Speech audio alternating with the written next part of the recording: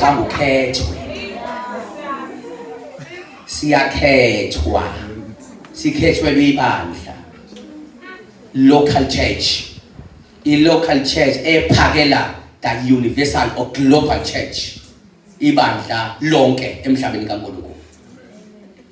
So now, kuyingozi nokuthi uyithandele ubaba uMvelasi ungakhethwa ukhethelwa ukweluswa uye.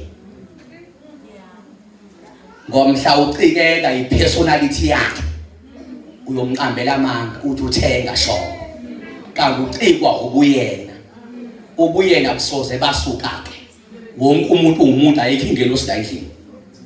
So now abazohlala under this vision abakhethwa uNkulunkulu ebakhethela lo mbono olocal eMzingazi bese uba connected with global church.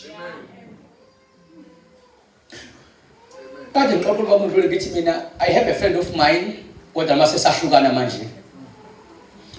Ngangimemba nasebandleni.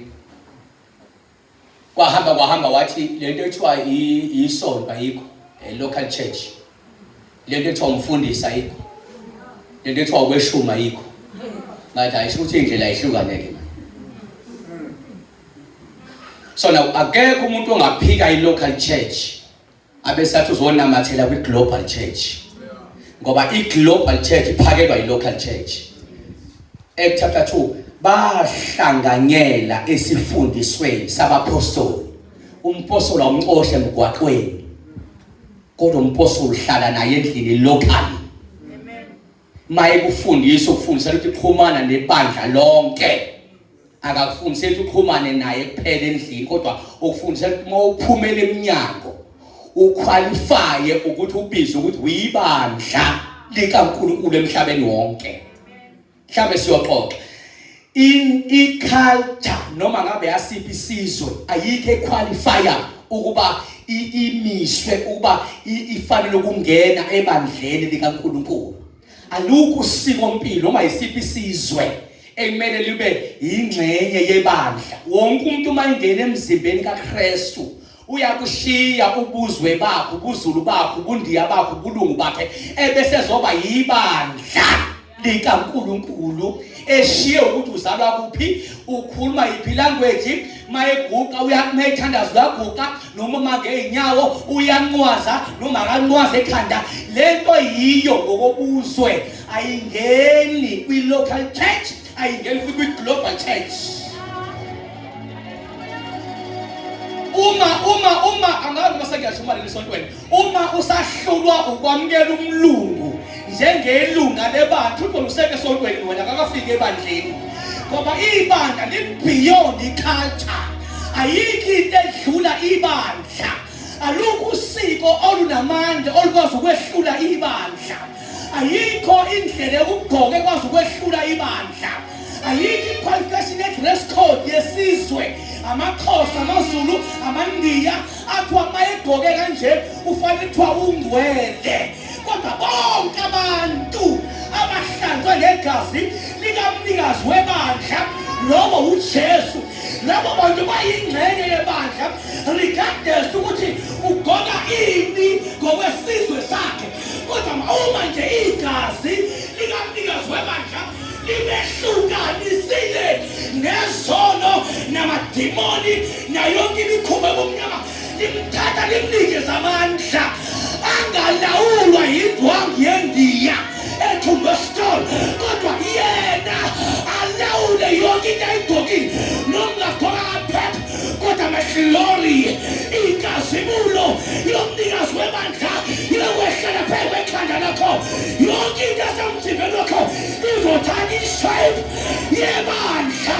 Ibandla ligcwele inkazimulo, ibandla ligcwele, ibandla linamandla, ibandla liphelele.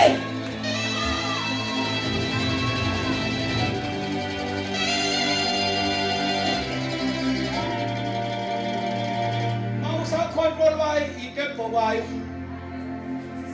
Inkosi mayibe nawe. Ibe nomoya omfuthi.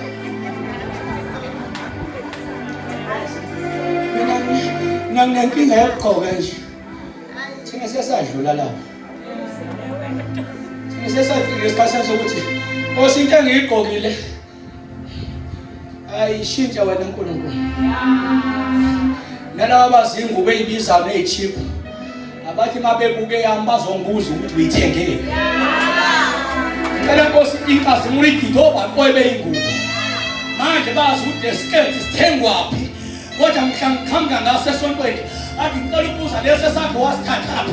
Uthi mawumthanda isitolo asaziyo ukuthi nje asigokwanga yilona ubande sisikeke. Sigokwa umuntu owafakwe ebandleni.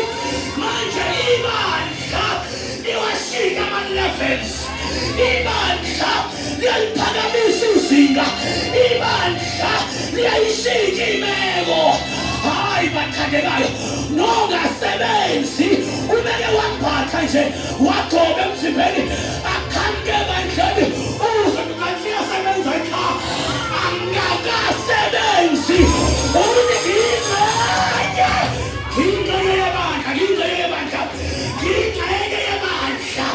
ngingxenye yebandla i-background iyahlehla usuphela kuyahlehla ukweswela kuyahlehla ngoba abasebandleni bathatha ishembe yomnikazi webandla.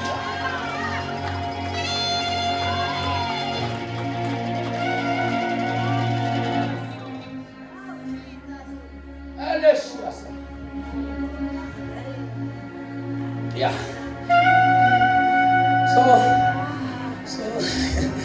So ibandla into enjalo yakuthandela.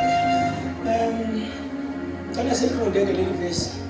Cela sifunde leli verse.